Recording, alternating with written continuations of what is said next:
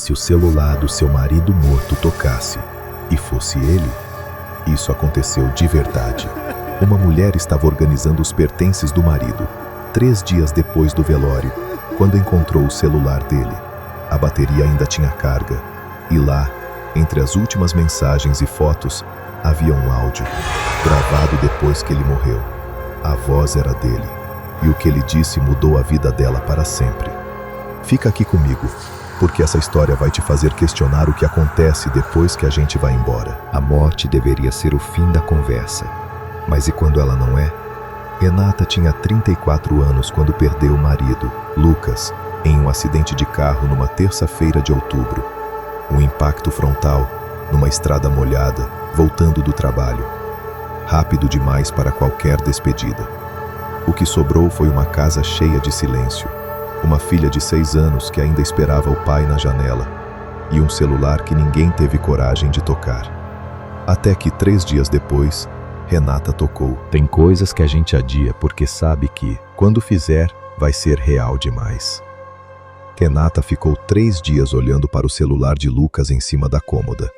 Ela sabia que precisava desbloquear, avisar contatos, talvez encontrar alguma coisa importante. Mas toda vez que se aproximava, as mãos começavam a tremer. Aquele aparelho era a última fronteira. Enquanto não abrisse, Lucas ainda estava de algum jeito presente. Do outro lado de uma tela que ninguém tinha ousado tocar. Na quinta-feira à noite, com a filha dormindo, Renata finalmente pegou o celular. A senha era o aniversário delas duas, ela e a filha, combinados. 4 dígitos que Lucas usava em tudo.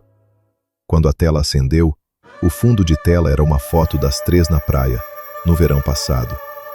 Renata ficou 2 minutos, só olhando para aquela imagem, respirando fundo, tentando não desmoronar de vez. Ela começou pelo óbvio, mensagens, e-mails, lembretes, nada fora do comum.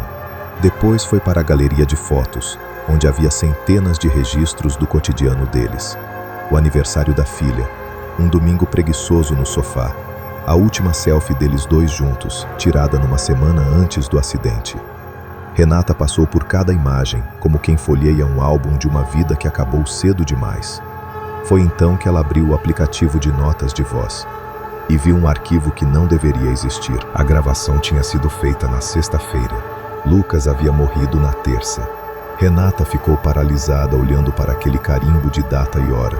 Ela conferiu 3 vezes. Depois foi ao histórico de chamadas, as mensagens, as fotos, tudo para tentar encontrar algum erro, alguma explicação técnica. Mas o arquivo estava lá, sólido, datado, com duração de 14 segundos. Gravado às 23 horas e 47 minutos de uma sexta-feira, em que Lucas já havia sido enterrado havia 2 dias. O coração dela disparou. Ela pensou em ligar para alguém, para a irmã, para a mãe, para qualquer pessoa. Mas era quase meia-noite, e ela sabia que se contasse, iam achar que era o luto falando, que ela estava enxergando o que queria enxergar. Então ficou sozinha, na cozinha fria, com o celular na mão, o dedo parado sobre o play. Ela apertou. A gravação começava com silêncio. 3, 4 segundos de nada. Depois um ruído baixo, quase como vento, ou como alguém respirando muito perto do microfone. E então a voz, inconfundível. A voz de Lucas, um pouco distante, um pouco abafada, mas completamente reconhecível. Renata conhecia aquela voz há 11 anos. Sabia o jeito dele de pronunciar o nome dela, o ritmo das palavras, a textura de cada frase. E ele disse apenas isso. Você não deveria ter aberto aquela caixa. Antes de continuar, deixa eu te fazer uma pergunta rápida. Você gosta desse tipo de conteúdo? Já pensou em criar um canal assim, mas não sabe por onde começar? O mentor Caio Ferreira, do Mestres do Algoritmo, criou um curso completo para iniciantes que querem montar um canal do jeito certo no YouTube, do zero, sem enrolação. Se você quer transformar uma ideia em um canal que cresce de verdade, o link está aqui na descrição. Vale muito a pena dar uma olhada. Renata não dormiu naquela noite. Ficou repetindo o áudio até decorar cada segundo dele. Ela passou horas tentando racionalizar. Talvez fosse uma gravação antiga com a data errada por algum bug do sistema. Talvez Lucas tivesse gravado aquilo semanas antes, numa brincadeira qualquer, e a data fosse um erro de sincronização. Ela pesquisou, leu fóruns, tentou encontrar qualquer explicação que fizesse sentido.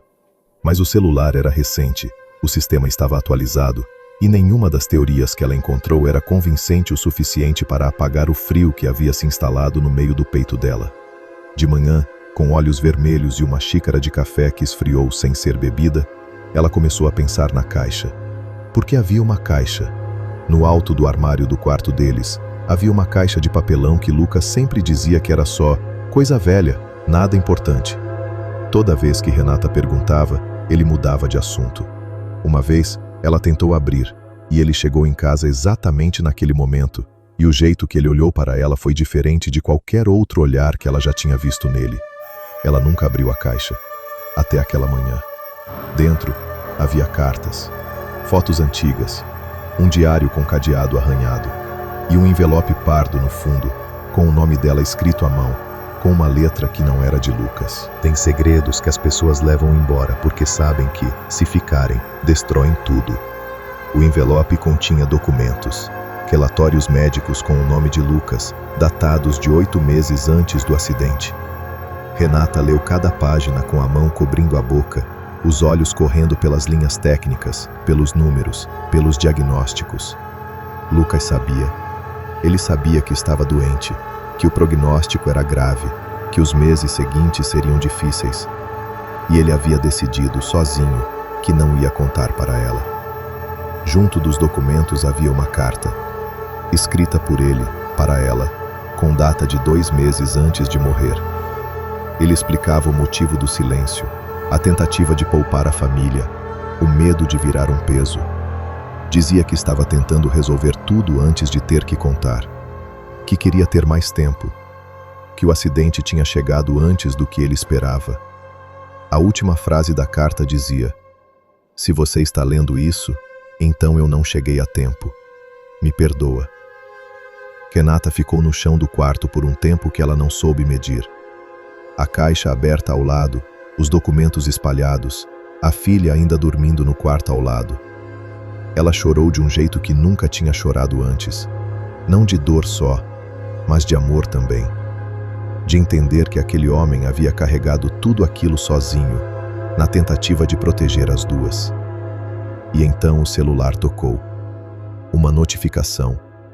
Um novo arquivo de áudio, gravado naquele exato momento, de 14 segundos. Renata olhou para a tela. E desta vez, não teve coragem de apertar o play. Ninguém sabe até hoje de onde veio aquele segundo áudio. Renata conversou com especialistas em tecnologia, com técnicos da fabricante do celular, com um padre e com uma médium. Cada um deu uma explicação diferente. Nenhuma foi satisfatória. O arquivo ainda está lá, no celular, que ela guardou numa gaveta e nunca mais abriu. A filha hoje tem 10 anos e às vezes pergunta se o pai manda sinal de algum jeito. Renata nunca sabe o que responder. O que essa história me fez pensar é o seguinte: todo mundo tem uma caixa. Pode ser um segredo, uma dor que não foi contada, um amor que ficou pela metade. E talvez a maior questão não seja o que tem dentro da caixa, mas por que a gente demora tanto para abrir. Se esse vídeo te tocou de algum jeito, deixa o like agora. Ele não custa nada e ajuda demais o canal a crescer. Se inscreve no Espaço Liminar e ativa o sino, porque as próximas histórias são ainda mais pesadas que essa. E se você quer criar um canal como esse do zero, com estrutura, estratégia e do jeito certo, vai até a descrição e conhece o curso do Caio Ferreira no Mestres do Algoritmo. Ele vai te mostrar exatamente como transformar uma ideia em algo que as pessoas não conseguem parar de assistir. Até a próxima história, se você tiver coragem de ouvir.